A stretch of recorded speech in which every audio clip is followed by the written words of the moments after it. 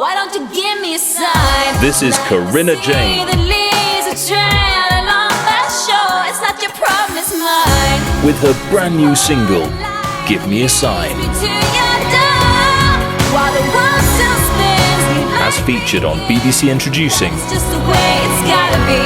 Give me a sign about the things that we don't know. Why don't you give me a sign? Corinna Jane, Give Me a Sign. Out now. It's not your problem, it's mine.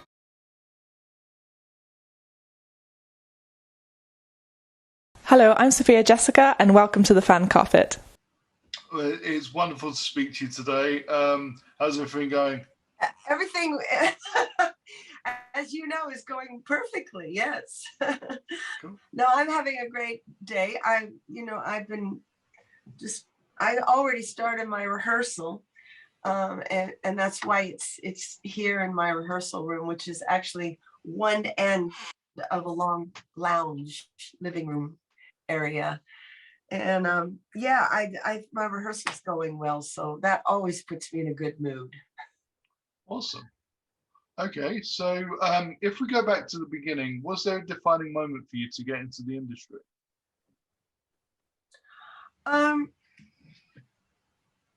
Oh, that's an interesting question. A defining moment. Well, I actually knew I was going to be a singer when I was 8 years old. And I started playing the ukulele when I was 8. And so that was a defining moment. And then around 12, 13, I started writing music. And then I started joining rock bands when I was 13, 14 in California. So San Francisco area is where I was born and raised. And so, I made it very clear to my parents who, just were very supportive and very loving that this is what I was going to do the rest of my life. So I was very fortunate that I was allowed. My father was a singer, so that helped, that he understood my need to do it, and my mother was an artist. So although they looked traditional, they were actually quite bohemian underneath. And so it became a journey, a long journey of successes and failures my entire life. But I knew that if I stayed in San Francisco in my early 20s, when I was gigging all over the Bay Area, the scene had really died, by that time, the whole San Francisco scene. And that the only way that I was going to get a record deal was to go to Los Angeles. So that's where I went. I was discovered by a manager who saw me sing at the Troubadour. I came down. I still lived in the Bay Area, but I came down to sing at the Troubadour with my band. And I was seen there by, believe it or not, Richie, Richie Havens? Yeah, I heard of him. Have you heard of him? Mm-hmm. He was in Woodstock. He is, anyway, I was discovered by the manager of Richie Havens, and then he brought me to LA, and he didn't get me a record deal, but eventually, so I guess it was like, it was just a journey of always knowing that I had to be in the business. But I got my first record deal in my, I was about 26 or 27. And it was a whole accident, sort of being in the right place. But it finally happened, and that was incredible. That first record deal was an amazing experience. Wonderful. And fast forward to today, and you recently released your Tree Women album. What's the reception been like since the release? Marc, well, I had my album launch party March 8th, 2020. Okay. was, and then the next week, everything Shut exploded. down. Yeah. So my Tree Woman record has really been quite sabotaged. But it's just literally me putting it off till I can go out and perform. One of my great assets is I'm a completely crazy performer, and I am just happy to do anything to get people to listen to my music. And so the impact of me performing live versus me in front of a computer, which is, I did try, and I did quite a lot of successful live broadcasts, from my house here. And although it wasn't the full band, because I couldn't do the full band, I did it with my husband, and he played ukulele bass, and I played electric guitar. And it was an experiment just to see if we could do it without the band. And we did really well, and I got great reception. But, and I sold some records, online through that. But my whole attack on the public has been postponed, and it's just starting to pick up, as you know now. Mhm. Yeah, with things opening up again, where do you hope to gig this year? This year, I'm going to be gigging at the Dublin Castle. I'm in discussions with a play that I'm going to have some of my music incorporated in, that I would be the star of, but that's not decided yet, so I really shouldn't talk about that. And I've got a couple of private events. I just did a gig in Devon in a private marquee. So there are people now that are starting to have in-house gigs, so I've got quite a few of those coming up. Wonderful. Now, during my research, it said that you appeared on X Factor. What was that experience like? Oh, well, you see, I have an evil twin, and she has black hair, and she is queen of the gay world. I did take a slight break, actually a 20-year break, from my singing and songwriting, because it broke my heart. I wasn't making any money. I hadn't had a hit. I was signed, like the first record deal I got, I was signed by Mike Chapman and Nikki Chin, who produced Blondie and The Knack and all these very famous people in the 80s. And so I had lots of money that they spent on me, but I never had a hit. So then I came over here, fell in love with someone, a producer, and fell in love with him, a record producer I was working with the next record deal I got, which was with MCA Records. And then that got shelved. Oh, just, all the horror stories you hear about the music business, that got shelved.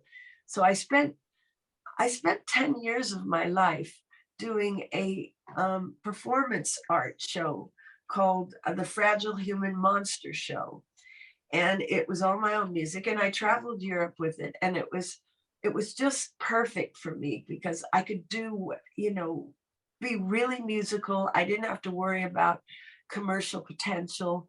The record companies weren't running to my door, but it still wasn't really practical. It was an art piece, and so then in my early 40s, I took a real departure and started singing jazz, and to make extra money. And then the gay world discovered me, because I am such an eccentric performer, and have no embarrassment factor, which must be some kind of weird California hippie chick thing, but I go mad on stage. And so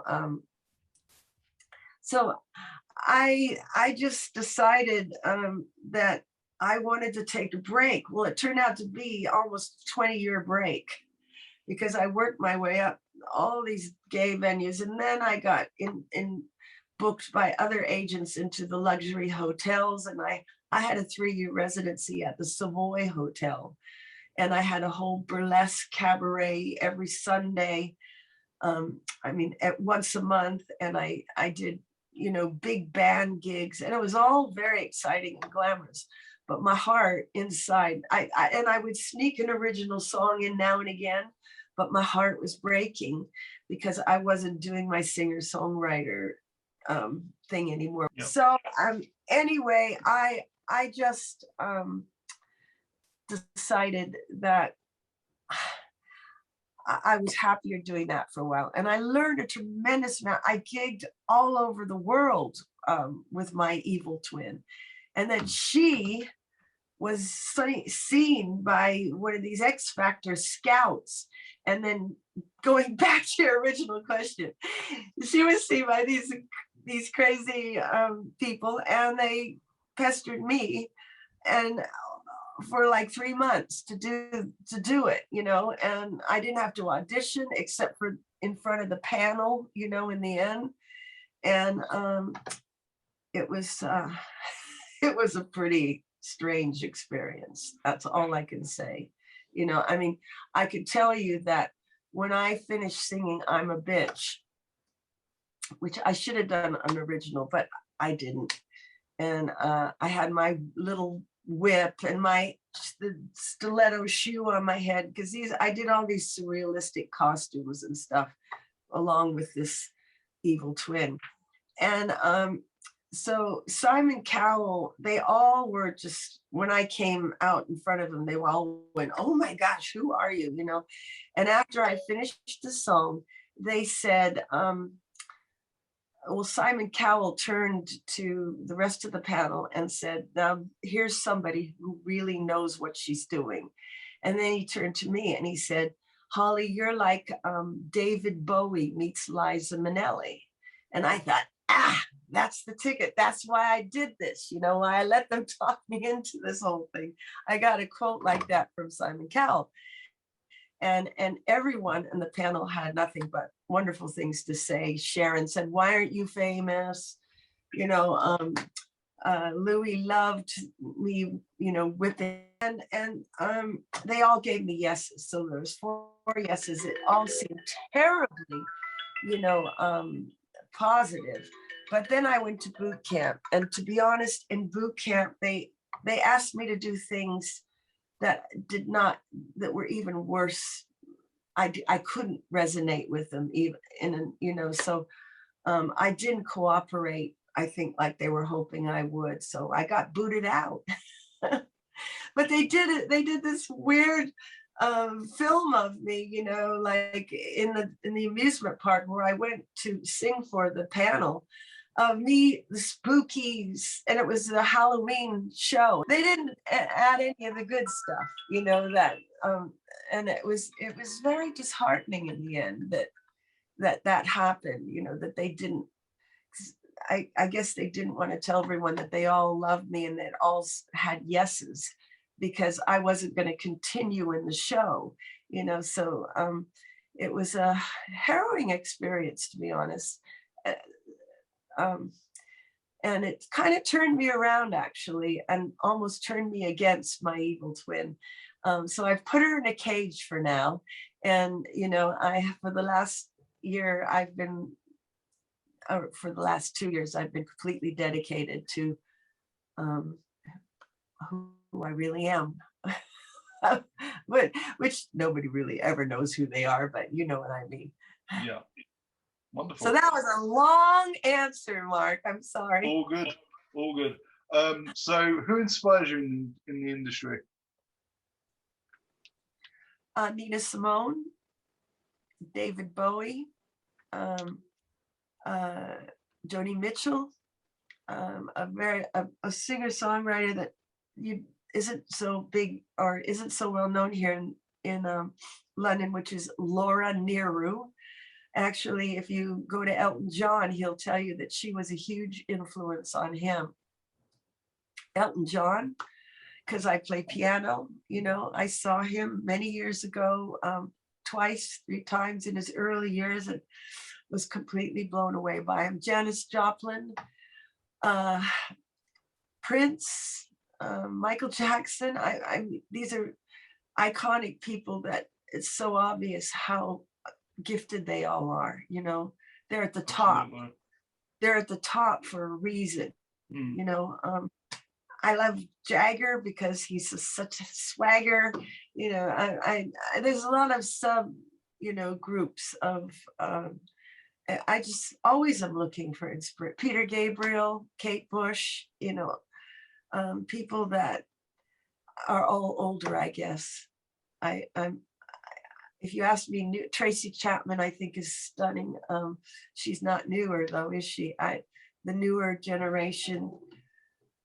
No, my mind's going blank, but it doesn't mean that I don't. I think Lady Gaga is amazing, you know, and I think Madonna did some amazing things. And yes, there's just so many, isn't there? Gifted people out there. Yeah, there absolutely are. And you performed with one of them, with Michael Jackson. What was that experience like? Well, that was so much fun, and it was quite hilarious, because one of my old friends from Los Angeles, where I was living a lot of the time when I had my record deals, my record label hired him to choreograph me, and then he went on to become a very famous choreographer and director, and he directed lots of Michael's world tours. And his name's Kenny Ortega, and he's famous now for TV shows and like High School Musical. He directed all. He's famous for movies like Hocus Pocus, and anyway, he's got his finger in many things. Anyway, so he knew Michael hired him to come here, and I was hired by Kenny to find all the cast along with another guy. We needed 25 people in the cast, and I was going to get to be in the cast too. I mean, this is something I never do, but because Kenny was an old friend and he knew that I knew lots of people here in London. And we went to a children's school, and oh my gosh, that was so much fun. And then, you know, blah, blah, blah. And came to the last 4 days of rehearsal at Earl's Court. And well, that was amazing, you know. And the last 3 days, Michael joined us, and he was absolutely stunning, superb human being, and so kind to everybody. As a matter of fact, we had to sign an agreement that we wouldn't talk to him unless he talked to us. Well, he talked to everybody. So, you know, that whole thing went out the window. And then the day of the performance, all the bands that were in the show were allowed to watch the dress rehearsal. So Jarvis Cocker saw our production, and he was not happy with it, and he, I think, made the decision in this dress rehearsal that he might take the piss out of Michael, because Michael did the whole you know, Jesus thing where he held his arms out, and there was a light that came up from behind him, and then all of us, the whole cast, had to come up one after another and touch a part of him and then walk into the light. And so I was on stage, and on the actual performance that came up, and I didn't see anything. I was so busy. I had like this little child I had to sort of look after on a stage and perform, and I didn't see anything. happen really. And then Michael was above the audience in this big crane. He didn't see anything happen because it was all happening while he was overhead. But Jarvis knocked a few kids down on the stage in his antics, running around, doing the things he did. And when I got off stage, there was a child down on the floor, sobbing, and his ear was bleeding. And he said, "Oh, this guy ruined my performance with Michael Jackson." And then all the kids started crying, "Yeah!" And so I had to sort of, with the other adults, sort of get the kids and get into the next room that we were supposed to go to. And so then Kenny had to watch the whole, afterwards.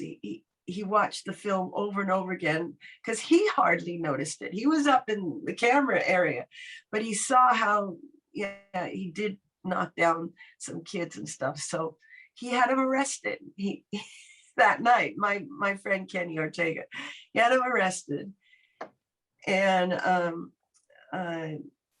apparently Michael didn't really understand why Jarvis would do that, because Michael's kind of he's got this really innocent mind. Why would people do something so mean, kind of thing, and doesn't understand satire and all that stuff that British people thrive on, and taking the piss and all that.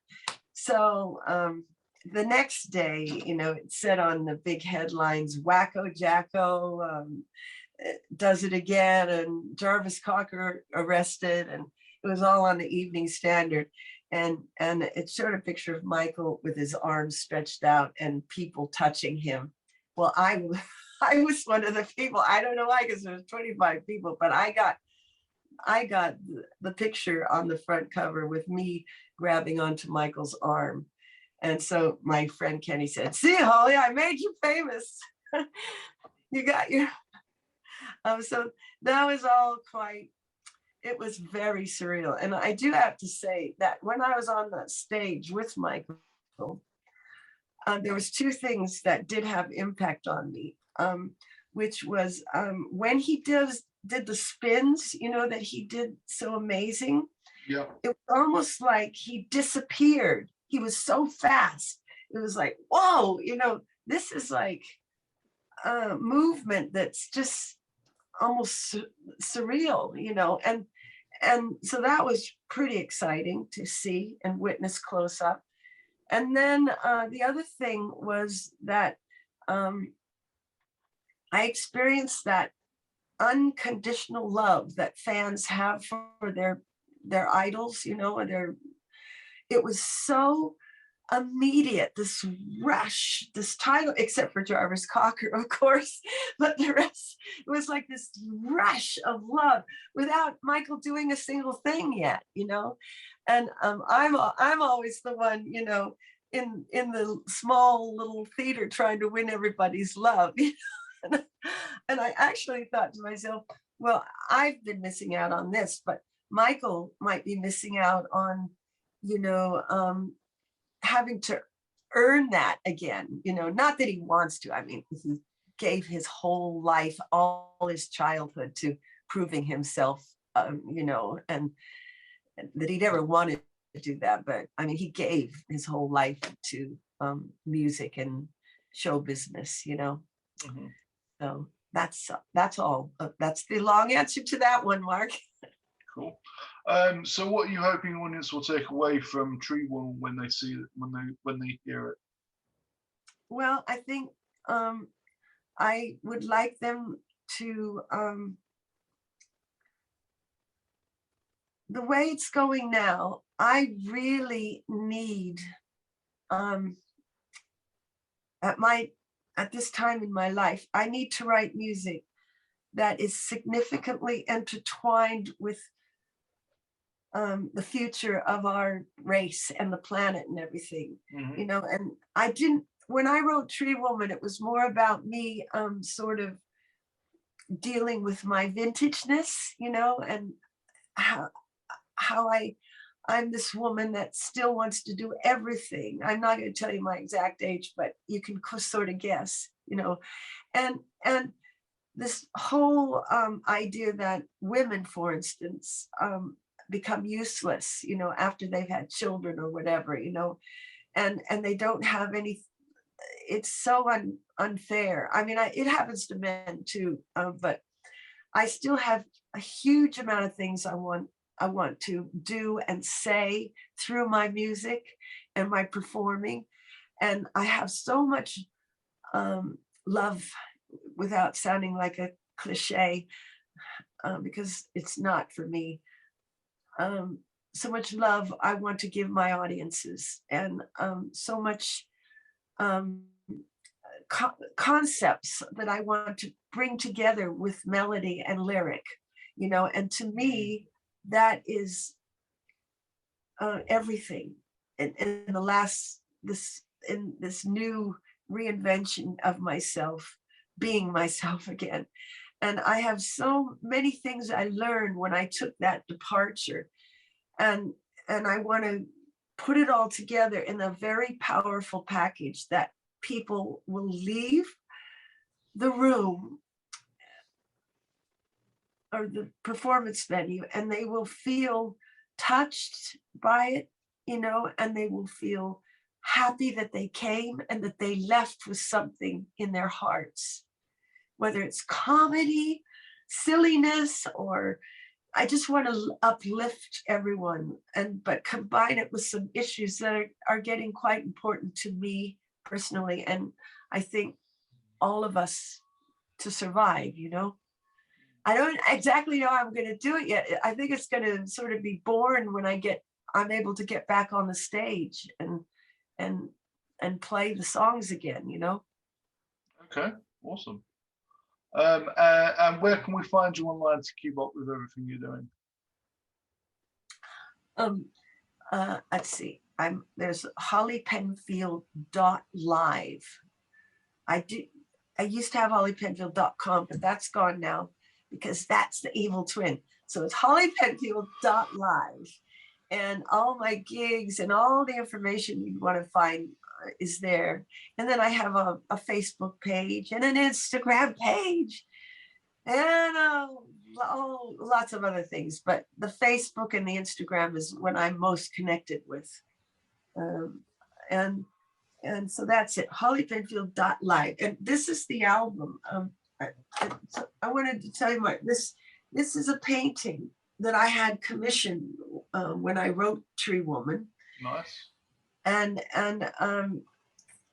then I have, it's on the cover of the album, which I'm gonna open up for you now. So this is the album. You know, it's so tiny on the album. It's so beautiful and big here. So that's the album. And then there's a bunch of pictures of me with trees and things, you know. And if you wanted the physical album, which I realize is very old fashioned, and then just like Joni Mitchell, I got a 24-page lyric booklet. Nice. It's inside. And then I am, if you want the physical album, I'll send you one, Mark. Do you have a CD player? Yes, I do. Okay. I'll send you a CD. And along with that comes, when I said, if you order a physical CD, you get this beautiful blank card and you get a poster, see, of the Tree Woman. Nice. Yeah. And a lot of guys have said to me that they're thinking of getting the Tree Woman painting as a tattoo.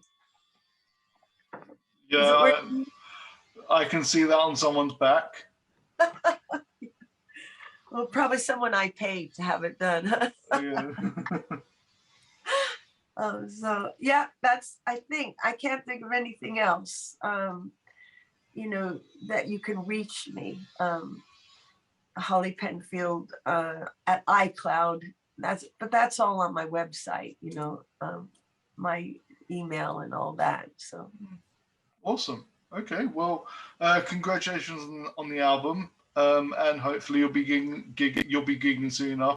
Oh, I'm just so grateful that we do at least have this. You know, I'm not as good, obviously. I can't jump around on stage around. It's a learning curve for me to be, you know, able to perform live in front of a computer. You know, it's not the same. We all know that. Hmm.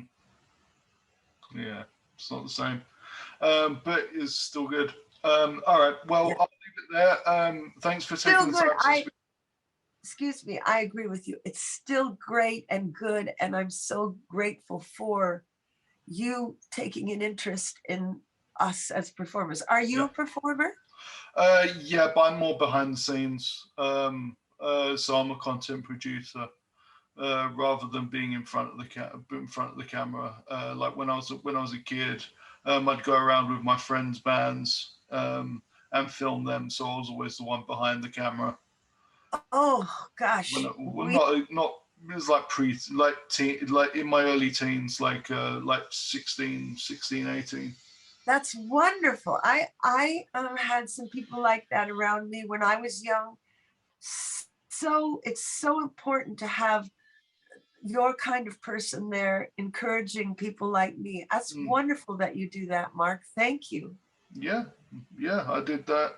I created a record label with my friends' bands in mind. So yeah, What was the um, name of it?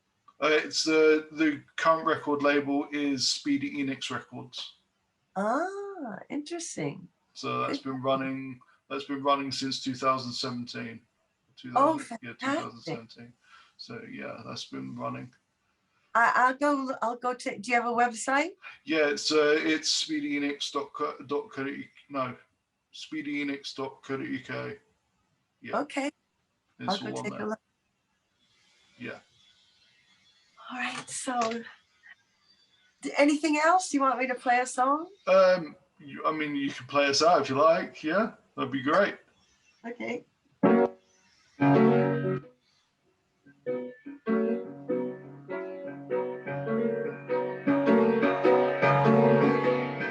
I'm a tree woman now in the heart of my bark. Well, the wise am a thinking in the womb of my heart. And I'm trying to resist running to erase all the lovely branches etched on my face. I'm a walker, work a tree hard, and that's no disgrace. I'm a tree woman now. I'm a tree woman now. No fragile twigs of you. I got these long, strong limbs you can climb out on to get to the ripest fruit. And the tree doctor's always looking for my rocks. The undertaker's eyeing me to plant me his plots. Life's too good to help it out loud. I'm a tree woman now. I never wanted to be a pretty little magazine paper cutie. I've always had the same fantasy to be a weird and wacky. Oh God, I can answer you. I'm a tree now, and bring the smooth being born. I'm gonna shade you from life's heat and shelter you from a love storm. I'm not a hater, my hand, right in my boots. And when I lose my leaves, I still got my roots. I'm a walker, worker, tree hard. It's the bark and the truth. I'm a tree woman, tree woman. I'm a tree woman now. Yeah, yeah, yeah, yeah.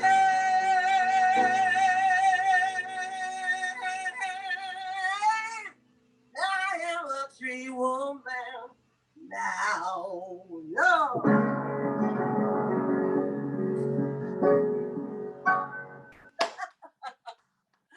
Little bit, but it's still working out the morning spider webs there.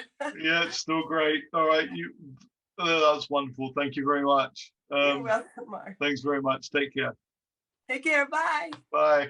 Thank you for watching The Fan Carpet. Please follow us on Facebook, Twitter and Instagram for more content next time.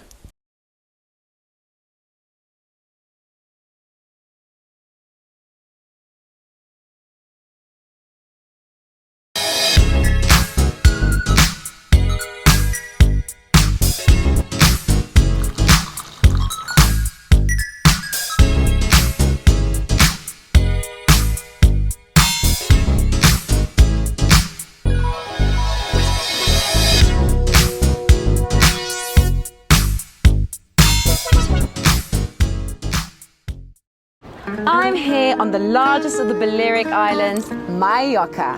With the turquoise waters of the Mediterranean Sea, beautiful mountainous landscape, the thriving city of Palma, quaint little market towns, a growing number of luxury hotels, it's no surprise that the likes of Audrey Hepburn and Elizabeth Taylor like to holiday here. So come and join me as I take you round Mallorca.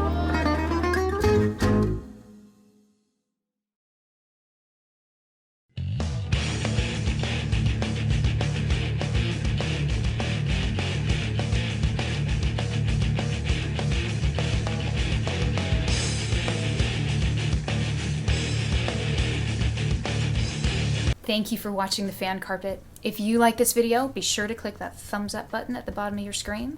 And also be sure to subscribe to the Fan Carpet YouTube channels. They're absolutely free and so much fun too. Be sure to check out the official website, thefancarpet.com.